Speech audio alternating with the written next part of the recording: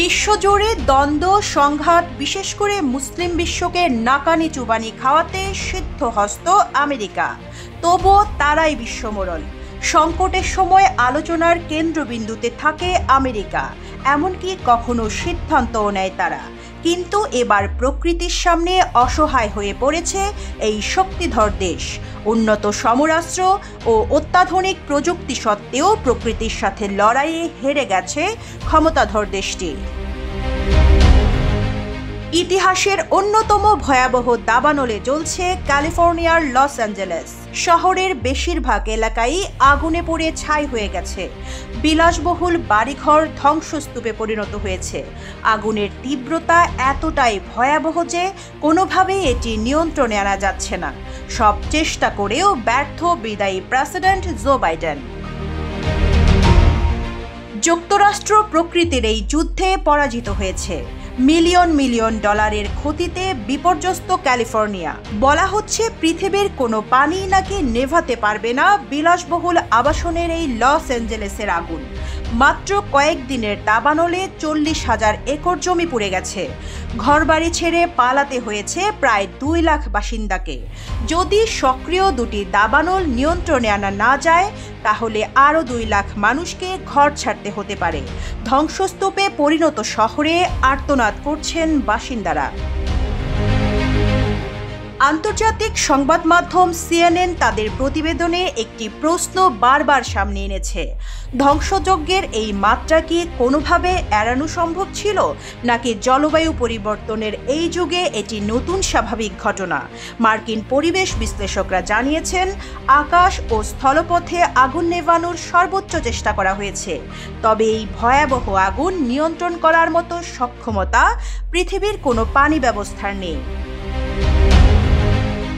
Los Angeles কাউন্টির কর্মকর্তারা এই দাবানলকে নিখুঁত ঝড় হিসেবে বর্ণনা করেছেন, যেখানে ঘন্টায় 100 মাইল বেগে হারিকেনের মতো ঝোড়ো হাওয়া বইছে।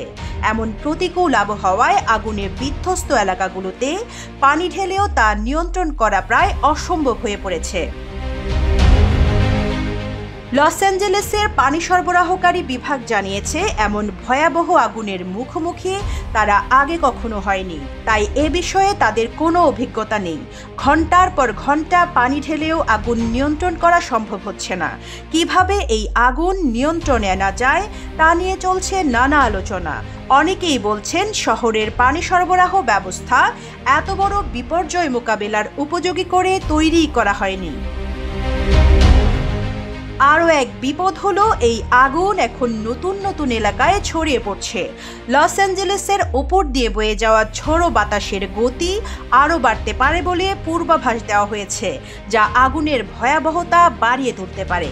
গত মঙ্গলবার থেকে 6টি আলাদা দাবানল ছড়িয়ে পড়েছে লস অ্যাঞ্জেলেসে, যার মধ্যে বর্তমানে 4টি সক্রিয় রয়েছে। এর মধ্যে প্যালিসেডস দাবানল আরও 1000 একর এলাকা গ্রাস করেছে, যেখানে এরই মধ্যে 23,000 একর জমি পুড়ে ছাই হয়ে গেছে। ফায়ার সার্ভিসের এক কর্মকর্তা জানিয়েছেন, সান্তা মনিকা ও ম্যালিবু এলাকার মাঝখানে জ্বলতে থাকা প্যালিসেডস দাবানল ম্যান্ডেভিল ক্যানিয়ন পর্যন্ত ছড়িয়ে পড়েছে এবং আশেপাশের এলাকাগুলোও এই আগুনের হুমকির মুখে রয়েছে। এছাড়া সান ফার্নান্দো এলাকাতেও দাবানলের শিখা ছড়িয়ে পড়ার শঙ্কা রয়েছে। পরিস্থিতি এমন পর্যায়ে পৌঁছেছে যে আগুনের এই তাণ্ডব থামাতে কার্যকর কোনো উপায় এখনো খুঁজে পাওয়া যাচ্ছে না।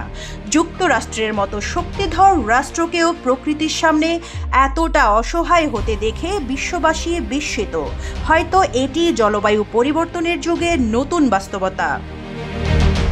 Rizwana Rinti, news desk, Ittefaq.